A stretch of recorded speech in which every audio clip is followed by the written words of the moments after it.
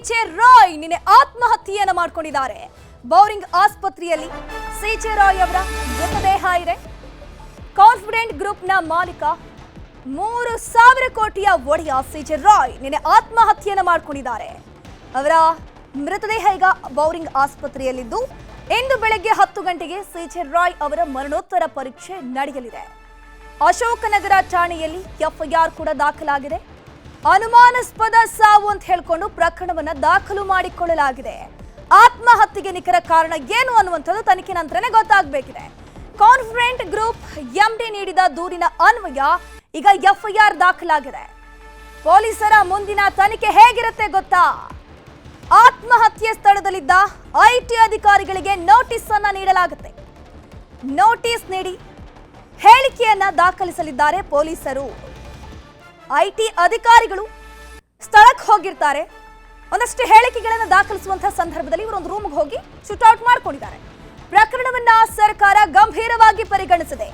ಹಲವು ಆಯಾಮಗಳಲ್ಲಿ ತನಿಖೆಯ ಅನಿವಾರ್ಯತೆ ಇರುವಂತದ್ದು. ಹಾಗಾಗಿ ಈ ರಾಯ್ ಸುಸೈಡ್ ಏನಿದೆ ಸಿಐಡಿಗೆ ವಹಿಸೋಕೆ ವರ್ಗಾವಣೆ ಮಾಡುವಂತಹ ಸಾಧ್ಯತೆ ಕೂಡ ಇದೆ. ಕಾನ್ಫಿಡೆಂಟ್ ಕಚೇರಿಯಲ್ಲಿದ್ದ ರಾಯ್ ಡೈರಿಯನ್ನು ವಶಕ್ಕೆ ಪಡೆಯಲಾಗಿದೆ. ನಿನ್ನೆ ರಾತ್ರಿಯೇ ಪೊಲೀಸರು ಅದನ್ನು ವಶಕ್ಕೆ ಪಡ್ಕೊಂಡಿದ್ದಾರೆ. ಡೈರಿಯಲ್ಲಿರುವಂತಹ ವಿಷಯಗಳ ಪರಿಶೀಲನೆ ಮಾಡಲಾಗುತ್ತೆ. ಏನಾದರೂ ಡೈರಿಯಲ್ಲಿ ಹಿಂಟ್ ಕೊಡುವಂತಹ ಸ್ಟೇಟ್ಮೆಂಟ್ಗಳೇನಾದರೂ ಇರಬಹುದಾ? ಇವರ ಆತ್ಮಹತ್ಯೆಗೆ ನಿಖರ ಕಾರಣ ಏನು? ಐಟಿ ಅಧಿಕಾರಿಗಳ ಕಿರುಕುಳದಿಂದಲೇ ಇವರ ಆತ್ಮಹತ್ಯೆ ಮಾಡಿಕೊಂಡ್ರ? ಇವೆಲ್ಲ ವಿಚಾರಕ್ಕೆ ಸಂಬಂಧಪಟ್ಟಂತೆ ತನಿಖೆ ನಡೆಸಲಿದ್ದಾರೆ. ಈಗ ರಾಯ್ ಅವರ ತಮ್ಮ ಜೋಸೆಫ್ ಮಾತನಾಡಿದ್ದಾರೆ. ಏನು ಹೇಳಿದ್ದಾರೆ ಬನ್ನಿ ನೋಡೋಣ. ಈಗ 3 ದಿವಸದಿಂದ ಇನ್ಕಮ್ ಟ್ಯಾಕ್ಸ್ ರೇಟ್ ನಡೀತಾ ಇತ್ತು. ಅವ್ರು ಇನ್ವೆಸ್ಟಿಗೇಷನ್ ಮಾಡ್ತಾ ಇದ್ರು. 28ನೇ ತಾರೀಕು ಬಂದಿದ್ದಾರೆ. 28, 29, ನಿನ್ನೆ 30. ನಿನ್ನೆ ಬೆಳಗ್ಗೆ 10:40ಕ್ಕೆ ನನಗೆ ಫೋನ್ ಮಾಡಿದ್ರು ಪುಕೆಟಿಗೆ. ನನಗೆ ಪ್ರೆಷರ್ ಇದೆ ಇನ್ಕಮ್ ಟ್ಯಾಕ್ಸಿಂದ, ನೀನು ಯಾವಾಗ ವಾಪಸ್ ಬರ್ತೀಯ ಅಂದರು. ನಾನು ಇವತ್ತು ಸಂಜೆ 7 ಗಂಟೆಗೆ ಬರ್ತೀನಿ ಅಂತ ಹೇಳಿದೆ. ಬಟ್ ಅಷ್ಟರಲ್ಲಿ ಅವರಿಲ್ಲ, ಹೋಗಿದ್ದಾರೆ.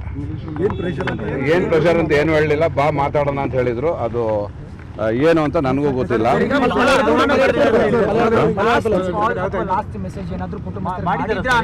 ಇಲ್ಲ, ನನಗೆ ಮಾಡಿದ್ದು 10:40ಕ್ಕೆ ಬೆಳಗ್ಗೆ 2 ಸತಿ ಮಾಡಿದ್ರು. ಅಷ್ಟು ಬಿಟ್ರೆ ಬೇರೆ ಏನು ಮಾತಾಡಿಲ್ಲ.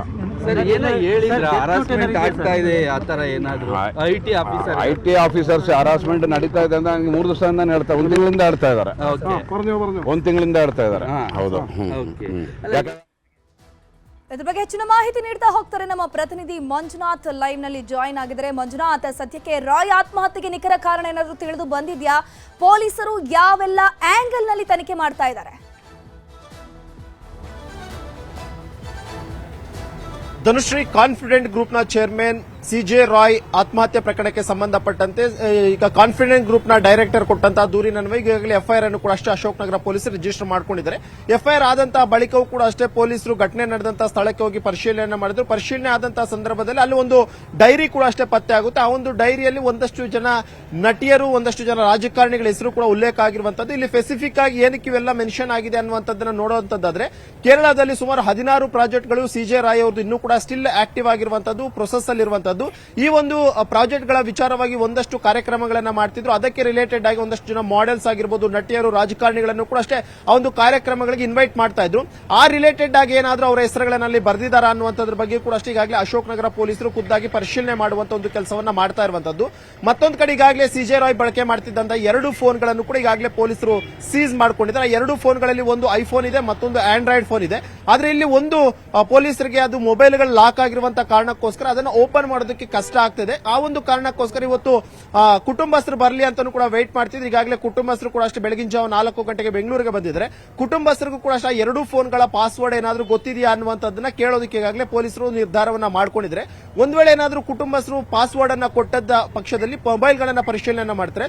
ಯಾಕಂದ್ರೆ ನಿನ್ನೆ ಸಿಜೆ ರಾಯ್ ಅವರು ಕಾನ್ಫಿಡೆಂಟ್ ಕಚೇರಿಗೆ ಬರ್ತಾರೆ. ಬಂದಂತಹ ವೇಳೆಯಲ್ಲಿ ಸುಮಾರು ಐಟಿ ಅಧಿಕಾರಿಗಳ ಜೊತೆ ಕೆಲ ಕಾಲ ಮಾತನಾಡಿದಂತ ಬಳಿಕ ತಾನು ಇಂಪಾರ್ಟೆಂಟ್ ಒಂದು ಕಾಲ್ ಇದೆ ಅಂತ ಹೇಳಿ ಹೋಗ್ತಾರೆ. ಜೊತೆಗೆ ತಾಯಿಯ ಜೊತೆ ಕೂಡ ಅಷ್ಟೇ ಮಾತನಾಡ್ತೀನಿ ಅಂತ ಹೋದಂತವ್ರು ಈ ರೀತಿಯಾಗಿ ಸುಸೈಡ್ ಅನ್ನ ಮಾಡ್ಕೊಂಡಿರುವಂತದ್ದು.